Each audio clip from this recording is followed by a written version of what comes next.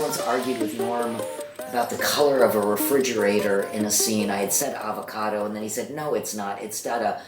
And I stopped him in the middle of the show, like sweat's pouring out of me, and I just sort of looked at him through like it dripping all over me, and I was like, are we really going to argue about the refrigerator? You know, just because I can't. I just don't have time for it.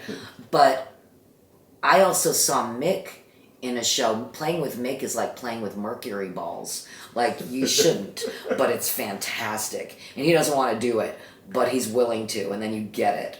And, or you get at. And I was doing a scene where I was showing a computer, and I was like, look at my beautiful shots of the Grand Canyon. He goes, that's not the Grand Canyon, that's the Great Wall of China. And I remember my asshole tensing up, and I thought to myself, this must be what anal sex is like, right? Like, just relax. As long as someone grounds the scene, this is relaxed. So you just kind of go on this crazy-ass ride and try to justify it instead of saying, they don't follow the rules. Because I remember a long, long time ago, someone said to me, you know, I get so upset because we as women play by the rules and men just play. And at the time, I don't know how everything I think always evolves and changes, depending on whether I've been schooled or not by someone younger and less experienced than I. But I remember, like, thinking, like, what the fuck was I just saying? Jesus, what were we just talking about before? Rules. No, it's farther than rules. Playing with Nick. Oh, Mick, thank you. Yep. See, now we're back. Thank you.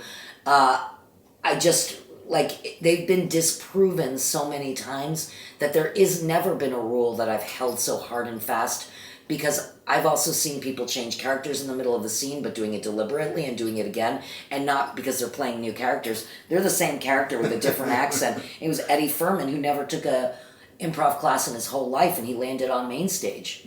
Okay, of Second City. Right. The guy's never taken an improv class in his life. And I'm like, well, it's working for Eddie, and the audience loves him, so obviously he's not wrong. I'm going to have to figure it out. It's about the women were saying that we were playing by the rules, and the men were saying that, well, just play. So I thought in my infancy, well, then now I have to play like a guy, which is why people think I'm fearless on stage, which isn't true. I just play. Right. But I don't think I play like a man. I just play. But I also think that everybody makes the recipe, so I can't assume that one ingredient is better than another, you know? I don't know. Absolutely. And, so, and I think people codify it to try to control it. Even like when UCB codified this, I've got friends who love them so fucking hard because that's the way their brain works. Right. They're like, here's chess, now learn chess. And I'm going, I don't know, I don't play like that. Right. But they play with me and it seems to work. Sure. Yeah. So. Yeah. I like taking. It's a potluck. Yeah. It's a fucking potluck. If I go to a potluck and bring a noodle pudding, nobody's going to turn to me and go, why did you bring a noodle pudding to a potluck? It's a fucking potluck. Yeah. So it's the coalescence of you plus me plus world. I'm not going to fucking try to patrol and police the way you improvise. Right. My job is to adapt to what's in front of me. And that's why I feel like, if nothing else, I've become much more fluid in my work and a lot less rigid. I don't think I've ever been rigid in my work. Right. Because I've been taught so many different styles. IO has their, annoyance. Their shit is about taking care of you. Okay? Second City, social and political satire. Well, then why am I going through all the buildings? Right. And nobody's going, you're not doing it right here. You know what I mean? So, I don't know, maybe joy wins, you know? Maybe funny wins. But even then, I don't push it. Yeah. Funny always wins. I mean, it's the bring a brick principle, you know? We never know what we're going to build. Yeah, why bring a house when you can bring a brick? Yeah. So, but that's the problem, though. I always say that it's like you start building a house in the beginning of the scene, then you're like, I fucking hate this house. Why am I building this up? So you try to build a koi pond in the middle of the scene. You're like, fuck, I hate this koi pond too. What the fuck is wrong with me?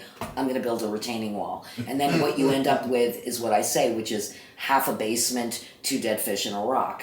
So anything you hate in improv, you have to go back and add specificity to that shit you hate and have enough time to judge in the middle of the scene. If you're judging it, you're not committing enough. True. You recommit. That to me is my biggest thing that I've learned, is you recommit when you want to say fuck it to the scene, because then you get the payoff. because the audience watched the whole thing and liked it until you Right. indicated I suck, you suck, and this sucks, and then you've literally told me to hate you.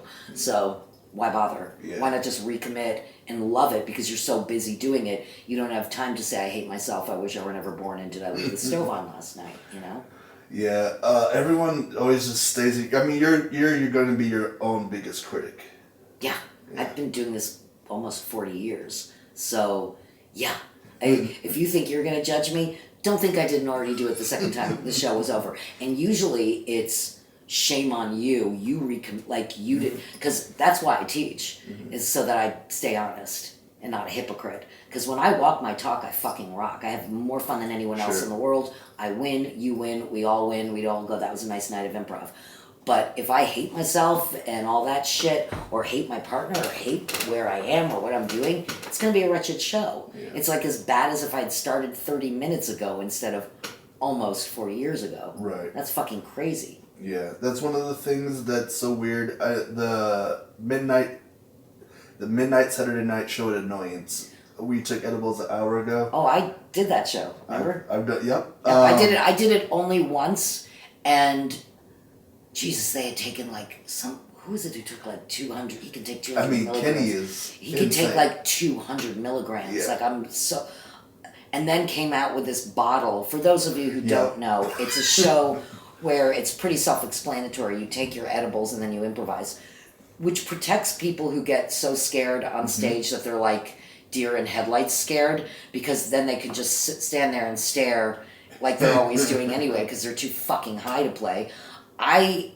Somebody offered me something in a bottle that they made in their basement. I'm like, no thanks, fucker. Yeah. And I think I had like maybe a 10. Yeah. But I don't smoke or drink or anything before a show usually anyway, because if I'm awake and alert, it's going to be good. But if I have to like fight to stay awake, it's not as good. Right. I will say this, because I had taken less than anybody else, I actually had a really good time justifying everything. I had some fun with Jordy and Ryan. I had some fun like dealing with people who were just like, I was able to justify everyone. And that kind of felt good, like as you're walking through some sort of like apocalyptic improv nightmare. So I had a good time. I appreciate the experiment. Never gonna yuck your yum, but isn't my first choice.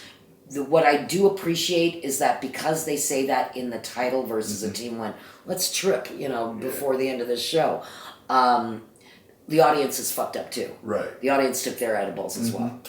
Yeah, I like. So they're that show. staring at us. We're staring at them. Yeah. Everything worked out fine. I just don't know if that's worth money. That's called my living room, or I don't know, whatever. Was Blue Velveeta the first team you were on? It's the first real team I was on. Whatever team, it's almost like the David Letterman show. I guess the last writer hired was always the first fired, as what they used to say on his show.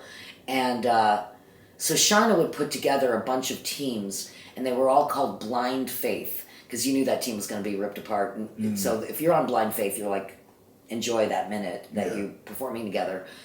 And she finally put us on a team called the D team. She had the A team, the B team, the C team. We didn't even get to have a name. We were the D team. And we called ourselves Blue Velveeta. And they just took one look at me. I was the woman on the team, and which was a coup at the time to have a woman. So it's not that they treated you poorly. They were just like, you're a girl. So they were very respectful to me. Our coach was this upstart young man named Mick Napier, and he was fucking brilliant. And he never gave me a rule. He said something that I am sure I am fucking with what he said, but the gist of it was, if you're on stage, you belong there. And for some reason, that sort of tacit approval of me on stage made me fucking fly. So I really resonated with his message. Mick was the first teacher.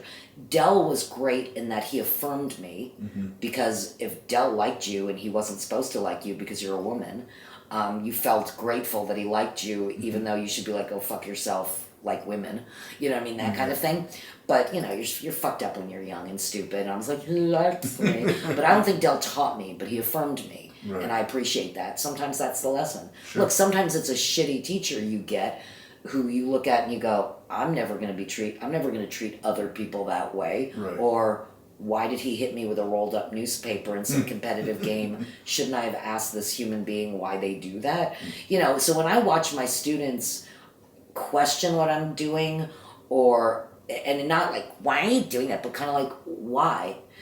I appreciate it. And I even appreciate, why are we doing that? So you become better. Because I'm throwing this message in a piece of fucking cheese. That's why you're doing that. Because you won't fucking do anything otherwise. You'll stand on the back line, ironically, in your plaid shirt and then judge everyone. That's why I'm doing this. You know? Yeah. You've never been in a class of mine. Really.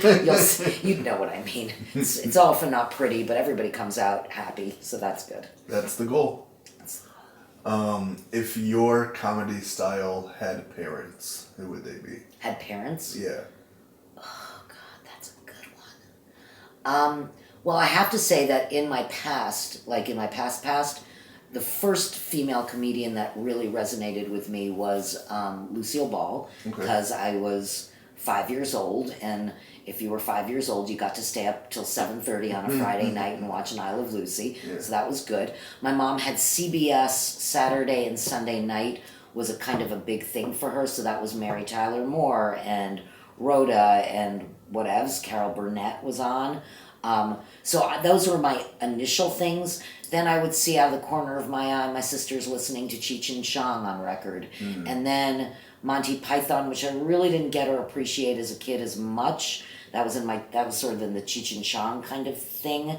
But original SNL, I saw Gilda and went, oh, that makes sense to me. Jane Curtin made sense to me too, on a completely opposite spectrum. Same place, but I loved her dryness, and I loved Gilda's just effusiveness and joyfulness and childlike shit, and not being afraid to look stupid. Because I don't care if I look stupid on stage. Off stage, don't fuck with me. On stage, bring it. So I love it. So I would say those were for the women. I loved Bill Murray. He made sense to me. It made me laugh, at least. Trying to think of other people. Albert Brooks made me laugh a lot, which is bizarre combos. And I bet if you said, well, what did you think of this person? I'd be like, that's funny. So it's not like I had pictures of them on the wall, but of any comedian, because I didn't think that would be my path. I went, oh, I like that. But then again, I also don't watch comedy now. I try not to, even though my friends are starring all of this shit. One thing I will watch is John Lear in Quick Draw. Because Quick Draw is on Hulu, and it takes place in 1875 Kansas. I'll give you the thing later on. Do you have Hulu? Yeah. Okay. You'll love it. Only 2 seasons. Takes place in 1875 Kansas, so I can't steal your jokes. That's why I don't watch comedy. I don't want to inadvertently steal your jokes. I'd rather ask about your kids. That's the kind of thing I like to do. But the whole series is improvised, and it's all in the editing. Oh, yeah. John cracked the code. John was the original Geico caveman, but he's the one who cracked the code, I think, really about improv on TV, where the actors have free reign versus Larry David. I think it's funny until it's not. But Larry David, it's more like, here's the outline, and you have to piss off Larry until he yells at you. You know what I mean? It's not like that. This one, the characters have free reign. They don't tell them the plot points, because then they'll say, I have to get some butter. You know what I mean? They'll do what they're doing. They're just saying, they might have a little backstory, but they have their free reign for all their characters. It's brilliant. He also did 10 Items or Less on TBS. That was the first one he did. He was in a production with this woman named Nancy Howler. They were called Howler Productions, and they really cracked the code. And so he develops a lot of stuff for improv, for TV and film, and it's great. That's pretty cool. Who was on that team? That team was Jay Leggett, the late great Jay Leggett, who died on his 50th birthday. Was it his 50th birthday? No, it might not have been his 50th birthday. He died after he had just shot a deer, which he did purposefully because he was a hunter. So he died perfectly, although way, way, way too soon. Miss him terribly. Jay Leggett, Mitch Rouse, who is still a brilliant, great creator. Mr. Brendan Sullivan, who I think wrote for John Brandemeyer for a while. Very rational, cool guy. Tommy Booker, who was he was all over the place, and he was a delight. Mr. Kevin Dorff, genius, as far as I'm concerned. Mr. Brian Blondell, who did a lot of heavy lifting. I felt like he felt utility, but I thought he was very great as well. I loved everybody. Brian McCann joined us later on, and he's goddamn funny as fuck. Yeah, they were all quite brilliant. Rarely someone like a Jackie Hoffman would play with us, so it was like when I saw a woman next to me, I'd be like, oh, another woman. But not to be forever. She's brilliant. I toss around brilliant a lot, but people, you are as good as the people around you, and I feel like they lifted me up. It's like Rachel Mason says, we're like the Marines, we don't leave anyone behind. And I feel like the teamwork was just like intense. Would you guys go out and hang out a lot? We would. After rehearsal, they would make me always go down to like, what's the place that everybody goes? Cheeseburger. Yes. Billy Goats. Thank you. Yep. We'd have to go to the Billy Goat, because that's where Belushi was.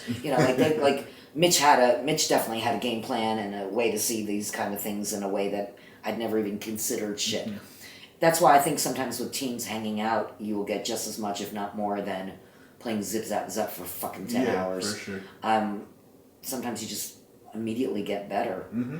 Just, I'm not saying that you have to declare your deepest, darkest secrets. I really hope you don't unless you choose to. But yeah, just even knowing a teeny bit of specificity about people's lives and feeling like they're connected, then you can do more things that connect you to